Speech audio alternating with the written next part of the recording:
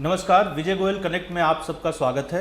आज हम बात करेंगे दिल्ली प्रदेश भारतीय जनता पार्टी के अध्यक्ष श्री विजय गोयल से और उनके साथ बातचीत में उन सवालों को लेंगे जो हमें दिल्ली के नागरिकों द्वारा भेजे गए हैं। ये सवाल अलग अलग मुद्दों पर हैं और सबसे पहले शुरुआत करेंगे उस मुद्दे से जिसके बारे में देश भर में आजकल चर्चा हो रही है और वह है भ्रष्टाचार का मुद्दा। विजय जी, आपसे मैं ये जानना चाहूँगा कि 2013 के दिल्ली विधानसभा चुनावों में भ्रष्टाचार कितना बड़ा मुद्दा है? भारतीय जनता पार्टी के लिए दिल्ली विधानसभा चुनाव में भ्रष्टाचार बहुत बड़ा मुद्दा है। इसलिए मुद्दा है कि पिछले 15 सालों के अंदर जहां हम ये अपेक्षित कर रहे थे कि दिल्ली का विकास होगा, वो भ्रष्टाचार के कारण विकास नहीं हुआ है। भ्रष्टाचार दो किस्म का है। एक किस्म का है जिसमें सरकार परियोजनाएं करती हैं और उसमें मंत्रीगण या सरकार उसमें भ्रष्टाचार करती है और जनता का पैसा लूट लिया जाता है। और दूसरा भ्रष्टाचार वो है जिसमें आम जनता के कोई भी काम बिना रिश्वत लिए या बिना घूस लिए नहीं होते जी। अगर आप भ्रष्टाचार की बात करेंगे तो पिछले दिनों के अंदर जनता ने देखा कि कॉमनवेल्थ गेम्स के अंदर किस तरीके से 70,000 करोड़ का भ्रष्टाचार हुआ जी, और वो रुपया सारा का सारा बेकार चला गया। और इसके अलावा विदेशों के अंदर भी हमारी उसको लेकर बड़ी बदनामी हुई है। दूसरा भ्रष्टाचार हुआ भी ट्रांसपोर्ट घोटाला, जिसमें बिना गाड़ियों को चेक किए पास कर दिया गया और उनसे रुपया वसूल कर लिया गया जी। और सबसे बड़ा भ्रष्टाचार हुआ जिसके कारण आम आदमी को बिजली के दाम महंगे हो गए, वो था बिजली का घोटाला। दिल्ली में कांग्रेस की सरकार बिजली कंपनियों के साथ मिल गई और मिलकर उनको बेतहाशा अपने बिजली के दाम बढ़ाने की उन्होंने अनुमति दे दी। अगर उन्हीं पे वे अंकुश लगाते तो शायद ये भ्रष्टाचार नहीं होता। यमुना के अंदर बहुत बड़ा भ्रष्टाचार हुआ, 6500 करोड़ रुपए यमुना में खर्च हो गए, किंतु आज भी मुख्यमंत्री शीला दीक्षित ये कहते हैं कि हमारी सरकार अब 5 साल बाद जाके यमुना साफ करेगी। अब मैं विजय जी यहाँ पे आपसे एक बात और जानना चाहूँगा। करोल बाग से मनीष राठौर, किराड़ी से सुखदेव जी, पंचशील से परेश, शालीमार बाग से विपिन गोयल, अशोक विहार से भूपिंदर जी, लॉरेंस रोड से शशांक और रोहिणी से आकाश, इन सब ने ये पूछा है कि भ्रष्टाचार की समस्या के बारे में तो सब लोगों को मालूम ही है, दिल्ली में अगर आप सत्ता में आते हैं तो आप इसको कैसे दूर करेंगे? मैं इन सब लोगों का अभिनंदन करता हूं और वास्तव में तो भ्रष्टाचार के दूर करने के लिए जनता का भी बहुत बड़ा सहयोग चाहिए। हमने अगर आज ही समाचार पत्रों को देखेंगे तो बड़े बड़ा सब समाचार पत्रों ने कहा है, हमने कहा है अकाउंटेबिलिटी कमीशन बनना चाहिए। अकाउंटेबिलिटी कमीशन का मतलब ये है, जैसे आपने देखा है मुनक नहर बन गई इसलिए कि दिल्ली में हरियाणा से पानी आएगा, उसमें दिल्ली की सरकार ने 440 करोड़ रुपए खर्च कर दिए। अब एक भी बूंद पानी नहीं आया है तो जाहिर तौर के ऊपर ये रुपया हम किससे वसूलेंगे? इसके लिए अकाउंटेबिलिटी कमीशन की जरूरत है। आपने देखा होगा BRT जब बना तो साउथ के सब लोगों ने कहा BRT मत बनाइए, इससे ट्रैफिक जैम्स हो जाएंगे, ये वेस्टेज ऑफ मनी है। किंतु सरकार कांग्रेस की नहीं मानी जी और उन्होंने BRT को बना दिया, किंतु उसके बाद अब जनता के विरोध के बाद BRT को ठप कर दिया गया है, यानी कोई भी किसी भी लेन से जा सकता है। तो इसका मतलब हुआ 100 करोड़ रुपए जो BRT के अंदर बने और 14 जो और BRT बनने थे वो भी रुपया जो है सारा वेस्ट हो गया।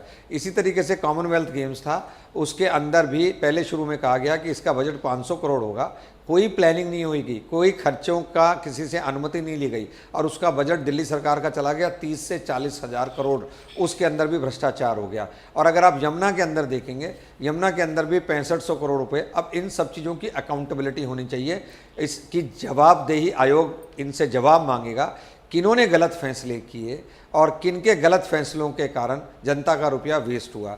दूसरा, हम लोकायुक्त की जो संस्था है उसको मजबूत करेंगे। आज लोकायुक्त ने दिल्ली में जितने भी फैसले सरकार के खिलाफ दिए उसमें से एक में भी राष्ट्रपति या उपराज्यपाल ने किसी किस्म का एक्शन नहीं लिया। अभी राष्ट्रपति ने ये जरूर कहा कि मुख्यमंत्री को और उनके मंत्रियों को राशन कार्ड पे और दूसरे कागजों पे अपनी फ़ोटो नहीं लगानी चाहिए, किंतु उसके लिए भी उनको लताड़ा नहीं गया। तो हम जब आएंगे तो सशक्त लोकायुक्त के अधिकार संपन्न लोकपाल बिल देंगे। विजय जी, विकास एक बड़ा मुद्दा बनता जा रहा है धीरे धीरे चुनाव में। पुष्प विहार से सुनील कुमार, साउथ एक्सटेंशन से अशोक कपूर, संगम विहार से BM शर्मा और द्वारका से कपिल छाबड़ा ने पूछा है कि दिल्ली देश की राजधानी होने के बावजूद बिजली, पानी और सड़क की समस्याओं से जूझ रही है। आप सत्ता में आते हैं तो क्या करेंगे? सुनील जी, अशोक जी और कपिल जी का मैं स्वागत करता हूं। सबसे बड़ी बात यह है कि जो बिजली के दाम लगातार बढ़ गए तो हमने ये घोषणा की है कि भारतीय जनता पार्टी में हम सत्ता में आएंगे तो 30% दाम कम करेंगे। तो कांग्रेस की सरकार ने बार बार हमसे ये पूछना शुरू किया कि हम ऐसे ही लोगों को गुमराह कर रहे हैं। तो हमने रामलीला मैदान के अंदर बिजली आंदोलन की एक रैली की थी जिसमें 2 लाख से ज़्यादा लोग आए थे। उसमें हमने ये घोषणा की थी कि बड़ा सरल है बिजली के दाम कम करना, अगर ये सरकार भी चाहे तो बिजली के दाम को कम कर सकती है।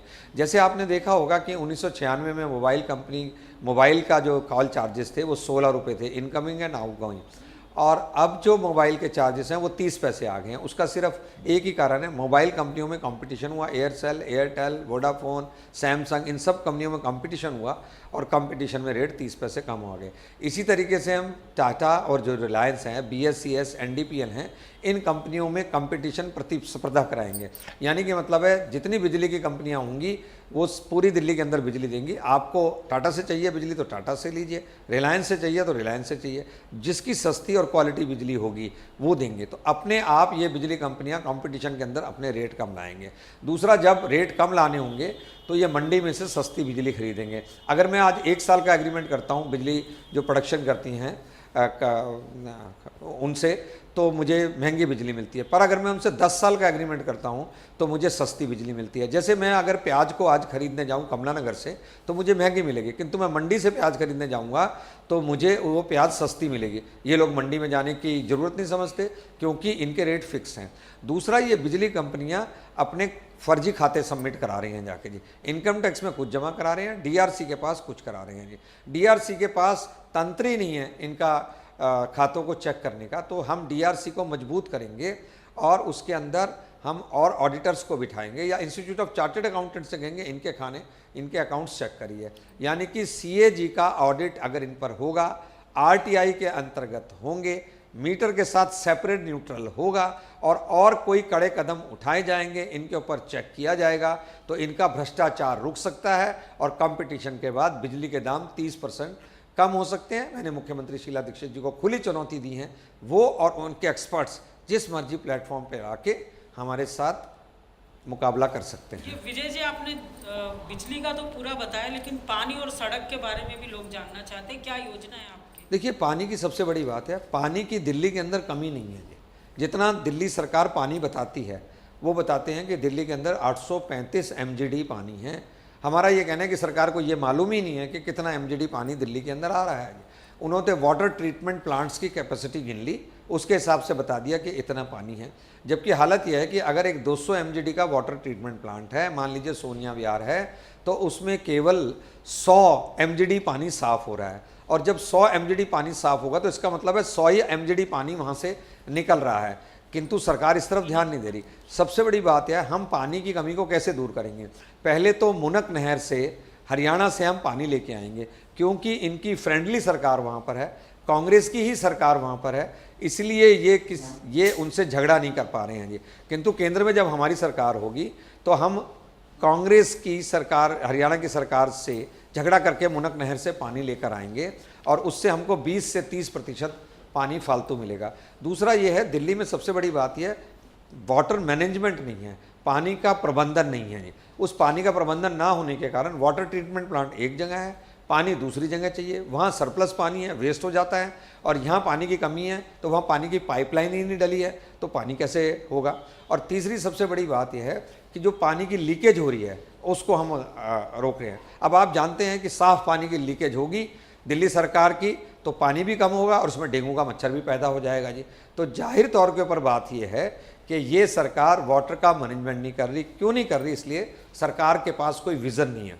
ये सरकार सिर्फ एक ही रास्ता सोचती है, अगर बिजली की कमी है तो प्राइवेटाइजेशन कर दो, अगर पानी नहीं आ रहा तो प्राइवेटाइजेशन कर दो। अपने सरकारी स्कूलों को ठीक नहीं करो तो पब्लिक स्कूल अपने आप ज़्यादा से ज़्यादा खुलेंगे। सरकारी अस्पताल में इलाज ठीक नहीं होगा तो प्राइवेट अस्पताल खुलेंगे। किंतु वो ये नहीं देख रहे हैं कि इससे जनता को कितनी प्रॉब्लम है, कि जनता को अब हर चीज़ महंगी लेनी पड़ रही है, चाहे वो पानी है, चाहे वो बिजली है, चाहे वो सरकारी अस्पताल में इलाज की जगह प्राइवेट में अस्पताल है, और चाहे वो पब्लिक स्कूलों के अंदर उनको बच्चे पढ़ाने पड़ रहे हैं। ये तो बात हुई मूलभूत सुविधाओं की।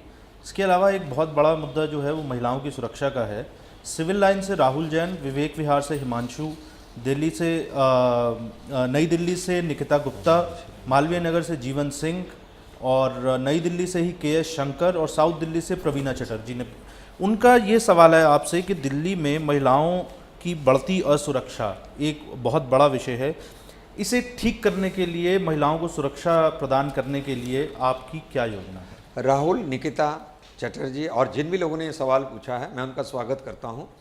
और मेरा ये कहना है कि सुरक्षा थानों खोलने से नहीं होती जी, सुरक्षा केवल पुलिस कर्मियों के बढ़ाने से नहीं होती, सुरक्षा होती है सरकार के डर से जी, सरकार के इकबाल से जी। आज सरकार का डर ही नहीं है किसी किस्म का, आज दिल्ली पुलिस का कोई डर ही नहीं है, इसलिए अपराधियों के अंदर तो खौफ नहीं है और जनता खौफ से मरी जा रही है जी। इसलिए जी, अगर आज 10 लोग कहें कि हम आपका अपहरण कर लेंगे तो लोग उस पर विश्वास करेंगे, और 100 पुलिस वाले ये कह देंगे या सरकार ये कह देगी हम आपका अपहरण नहीं होने देंगे, तो उस पर विश्वास नहीं करेंगे। इसलिए सबसे बड़ी बात है, हमारी जो सरकार आएगी उसका डर होगा, और उस डर के कारण ही चाहे वो चोरी हो, डकैती हो, बलात्कार हो, हत्याएं हो, वो सब रुकेंगे। दूसरी बात यह है, हम फास्ट ट्रैक कोर्ट बनाएंगे जी। फास्ट ट्रैक कोर्ट बनाकर हम कहेंगे महिलाओं के प्रति जितने भी अपराध हैं उसके 3 महीने के अंदर सॉल्यूशन देंगे। चौथी बात यह है, इनके पास जितना भी रुपया था पुलिस के मॉडर्नाइजेशन के लिए, वो रुपया वेस्ट किया, उन्होंने उसका यूटिलाइजेशन नहीं किया। जैसे आप देखेंगे कि फिल्मों में दिखाते हैं हम, जब सब अपराध हो जाता है तब उनकी जिप्सी चली आती है, जिप्सी की स्पीड ही बहुत कम है, तो भाई आपको अच्छे वाहन देने चाहिए जिससे स्पीड हो। अभी भी वो लोग 303 पे बैठे हैं, जबकि AK-47 हो गया, अब तो AK-47 से भी मॉडर्न पिस्टल्स और मॉडर्न हथियार आ गए हैं, P5,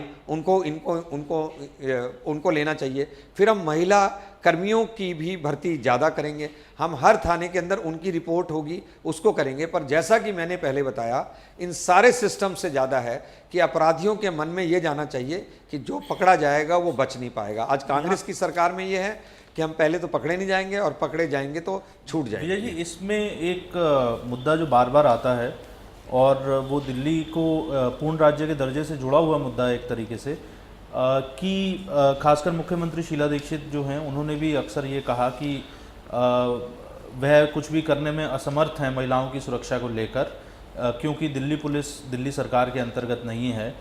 तो जहाँ तक हम लोगों ने जितना पता किया है, हमारी जानकारी है कि पिछले 15 वर्ष में उन्होंने एक भी बार केंद्रीय गृह मंत्रालय को ये नहीं कहा कि दिल्ली पुलिस को दिल्ली सरकार के अंतर्गत ला जाए। लेकिन चूंकि दिल्ली पुलिस दिल्ली सरकार के अंतर्गत नहीं है, तो ऐसे में आप किस तरीके से प्रभावी ढंग से दिल्ली पुलिस को दिल्ली पुलिस का आधुनिकीकरण कर पाएंगे या उसे प्रभावी बना पाएंगे जिससे महिलाओं को सुरक्षा मिले? देखिए, पहली बात एक समझिए बात को, जिस समय वोट मांगने जाते हैं, कोई भी पार्टी वोट मांगने जाती है, उस समय क्या वो ये कह के आई थी कि मैं दिल्ली के अंदर आपको सुरक्षा नहीं दे पाऊंगी क्योंकि नहीं है, इसलिए आपको मुझे वोट देना है नहीं देना है?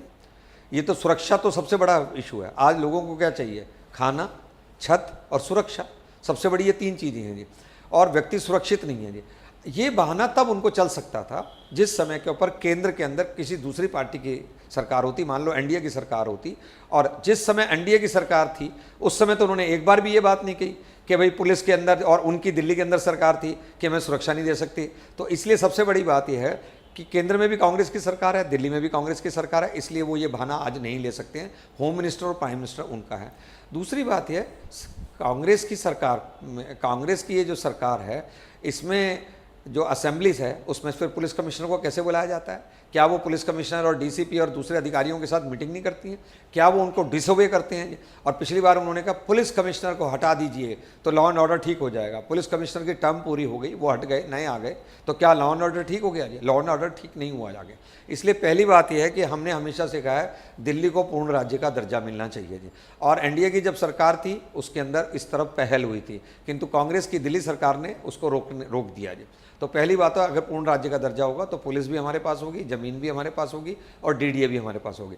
पर फिर भी अगर नहीं भी हो तो केंद्र में और दिल्ली में अगर एक ही पार्टी की सरकार होती है तो इसका बहाना नहीं लिया जा सकता जी। और आप जनता को असुरक्षित ये कह के नहीं छोड़ सकते हैं कि मेरी बेटी सुरक्षित नहीं है। मैं आपको ये विश्वास दिला सकता हूँ, बीजेपी के राज के अंदर हर बेटी सुरक्षित होगी और शीला दीक्षित जी की भी बेटी को पूर्ण सुरक्षा होगी। इसके लिए सिर्फ विल पावर की जरूरत है, वो विल पावर आज इस गवर्नमेंट के अंदर नहीं है। Vijay ji, passing the buck, Congress government जो है, दिल्ली सरकार है, वो पासिंग द बक है। हम क्या करें, एमसीडी के पास ये है या फलां के पास ये है, ऐसा बहुत है। तो इस बारे में साउथ दिल्ली से मयूर, रोहिणी से तरुण और सैनिक फॉर्म से अनुराधा, ग्रेटर कैलाश से राजीव कटारा ने पूछा है कि आप तो जो मल्टीपल जो सिस्टम चल रहा है उसके लिए आप क्या करेंगे कि एक व्यक्ति की जवाबदेही हो कि ये काम नहीं हुआ, दिल्ली का विकास नहीं हुआ तो क्यों नहीं हुआ?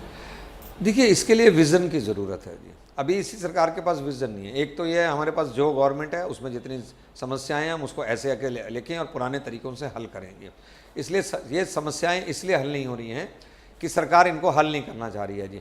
जैसे आप कहते हो पासिंग द बक, बिल्कुल ठीक बात है। मल्टीप्लिसिटी ऑफ एजेंसीज जब तक दिल्ली में रहेंगी तब तक इसी तरीके से एक दूसरे के ऊपर सौंपा जाता रहेगा। इसके लिए ज़रूरी है कि दिल्ली को पूर्ण राज्य का दर्जा यानी स्टेटहुड दिल्ली को मिलनी चाहिए। और उसके बाद ये है हर डिपार्टमेंट का काम जो है स्पेसिफिक और स्पेसिफाई होना चाहिए जी। जैसे मैं बताता हूँ दिल्ली के लिए हमारे पास क्या सपना है जी। हम दिल्ली को 14 जोन में बांटेंगे जी, 14 डिस्ट्रिक्ट्स के अंदर बांटेंगे। 14 डिस्ट्रिक्ट का मतलब है कि एक लोकसभा सीट के ऊपर 14 डिस्ट्रिक्ट्स होंगी। 1 लोकसभा के अंदर दो डिस्ट्रिक्ट होंगी, तो कुल मिलाकर 14 होंगी। उन 14 डिस्ट्रिक्ट जो है एमसीडी के भी वही डिस्ट्रिक्ट होंगे, पुलिस के भी वही डिस्ट्रिक्ट होंगे, रिवेन्यू के भी वही डिस्ट्रिक्ट होंगे, डीडीए के भी वही डिस्ट्रिक्ट होंगे, दिल्ली सरकार के भी वही डिस्ट्रिक्ट होंगे। और इसमें हमारी कल्पना ये है कि हम जो बिल्डिंग हमारी एक डिस्ट्रिक्ट में अगर एक बिल्डिंग होगी तो आपका पानी का भी बिल वहीं पर जमा होगा, टेलीफोन का भी बिल जमा होगा, बिजली का भी बिल वहीं जमा होगा, जन्म प्रमाण पत्र भी वहीं मिलेगा आपको, मृत्यु प्रमाण पत्र भी मिलेगा। तो इससे क्या होगा कि लोगों को अपने डिस्ट्रिक्ट में ही सारी सुविधाएं मिलेंगी जी। पर ऐसी कल्पना नहीं की जा रही। अभी रिवेन्यू के डिस्ट्रिक्ट अलग हैं, लोकसभा और विधानसभा की सीमाएं बिल्कुल अलग हैं, एमसीडी के जो डिस्ट्रिक्ट हैं वो अलग तरीके से जोन्स को बांटा गया है। तो ये समस्याएं तो आएंगी। मेरे जैसे आदमी को भी नहीं कई बार पता चलता ये सड़क पीडब्ल्यूडी के पास है या ये सड़क एमसीडी के पास है या ये सड़क सीपीडब्ल्यूडी के पास है। इसलिए आम जनता इस सारी चीज़ से यातना क्यों सहे, उसके लिए ज़रूरत है पूरी दिल्ली का स्ट्रक्चर जो है दोबारा से हमको बनाना पड़ेगा। और वो बनाना मुश्किल नहीं है, 2 महीने के अंदर बनाया जा सकता है। विजय जी, इन दिनों जो है वो पिछले कुछ सालों से जो सितंबर से लेकर और जनवरी तक का महीना है वो जितने भी ऐसे अभिभावक हैं जिनके बच्चों को स्कूल के अंदर दाखिला लेना है उनके लिए ये एक बड़ा चुनौतीपूर्ण जो है वो समय हो गया है। असल में जो पब्लिक स्कूल में एडमिशन के लिए जिस तरीके से मारामारी रहती है, और उसी से जुड़ा हुआ सवाल ये, जबकि कुछ साल पहले तक ऐसा नहीं था क्योंकि सरकारी स्कूलों का स्तर संभवतः ठीक था, दिल्ली में जो शिक्षा का स्तर पिछले कुछ वर्षों में गिरा है, बीजेपी उस शिक्षा के स्तर को कैसे सुधारेगी अगर सत्ता में आएगी? ये सवाल पूछा है बुराड़ी से मनीष शर्मा, मोतीनगर से सुरजीत राणा, नॉर्थ वेस्ट दिल्ली से अनुज कुमार, अशोक विहार से पुनीत भांबरी और मुंडका से नवीन कुमार जी। मैं आप सबका स्वागत करता हूँ। देखिए, दिल्ली में शिक्षा के लिए 2 चीज़ बड़ी ज़रूरी हैं। राइट टू एजुकेशन एक्ट आया, उसका सब लोगों ने स्वागत किया जी। पर राइट टू एजुकेशन का ये मतलब नहीं था बच्चों को बिना पढ़ाए आप अगली क्लासों में उत्तीर्ण करते जाएंगे आगे। उसका मतलब था आपके पास पूरा इंफ्रास्ट्रक्चर सिस्टम्स होना चाहिए, कंप्यूटर्स होने चाहिए, लैब्स होनी चाहिए, टीचर होने चाहिए, क्लासरूम्स होने चाहिए, टॉयलेट्स होने चाहिए। उसके बाद ही तो राइट टू एजुकेशन एक्ट का मिलेगा।